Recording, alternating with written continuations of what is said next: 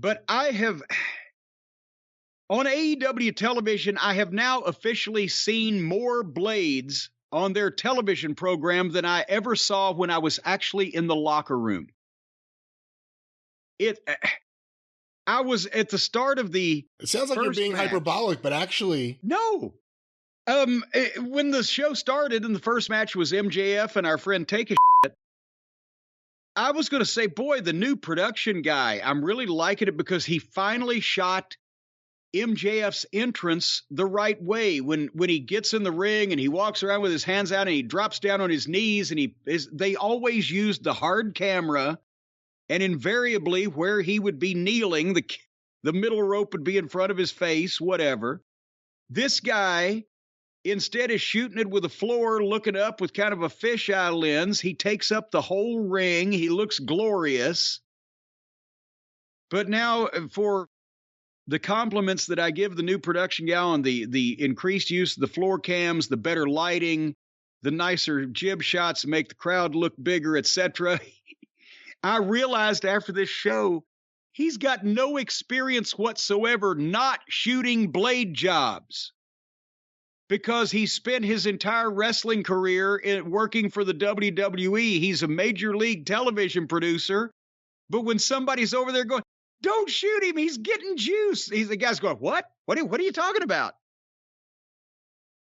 Well, again, it hasn't been just this producer in AEW, because it's been happening for a long time. Jericho on several occasions, Moxley. But honestly and truthfully, in a lot of cases, from what I've seen before, it's the talent's fault specifically, because, I mean, what are they supposed to do? Shoot goddamn Grandma Fanny in the fucking fourth row of general admission instead of anybody in the ring because they're being so obvious with it? But this guy is getting close-ups.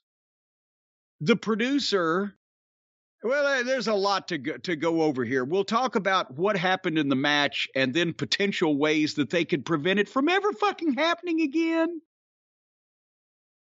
But I loved this match, except, and I can't even say it's Take's fault, because obviously this is the first time. Obviously, it's the first time he's ever done this before. And I bet he was scared shitless, not of the physical act, but of being caught or being seen or fucking it up or not doing it right. All right, here is the problem is twofold. None of it was MJF's fault, because I mean, all of this stuff was right to do. The problem was, again, they've got a bunch of people that are inexperienced and green at or whatever they're trying to do. And we can pretty much figure from this that Take has never gotten color before. And as I said earlier, was probably concerned about fucking it up, not hurting himself, but the other way, losing the blade or not something like that, because he didn't carry it with him.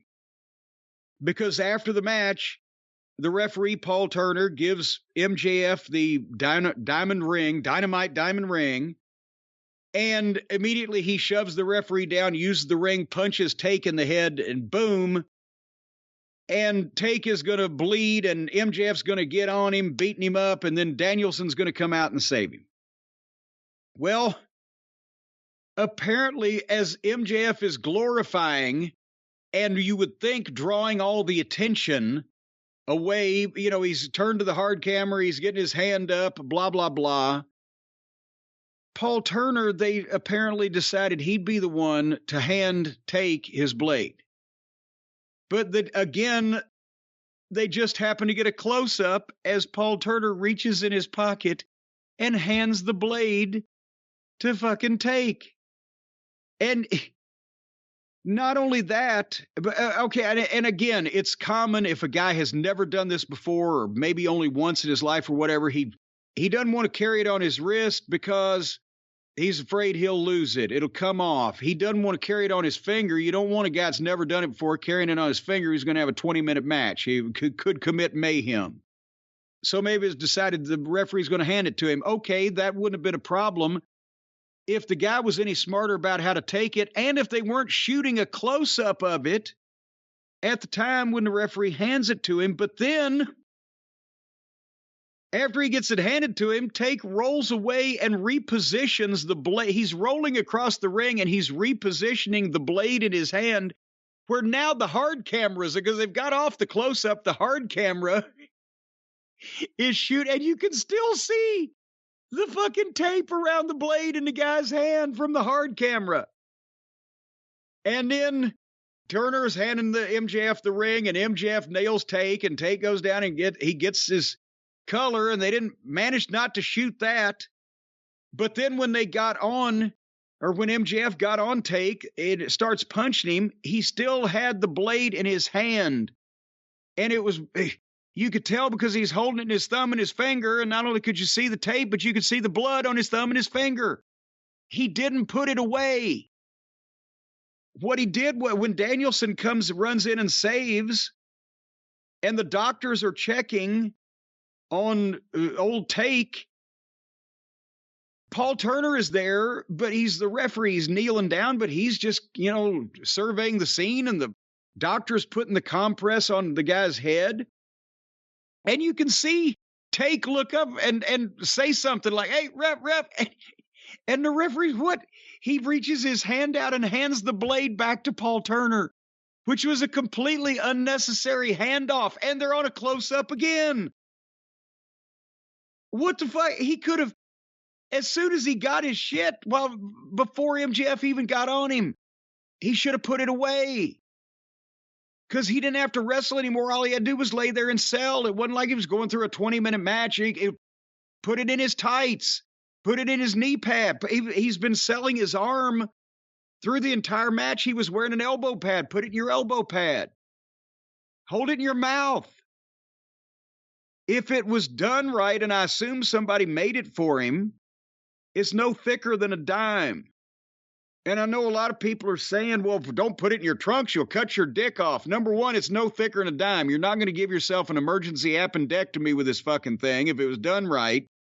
And secondly, most people wear under trunks, and you try to slip it in between your outer trunks and your under trunks. But it keeps it in place there. That's why they're called tights. They're not baggy. It's not going to be floating around your balls to lay there and sell. Or, for God's sake, again, once that he got nailed with the ring and went down and MJF got on top of him, put in fucking MJF's tights. That before anybody was looking for this shit or knew what to look for, the guys were magicians with the blade. That's why that it was so long before anybody ever really knew about it.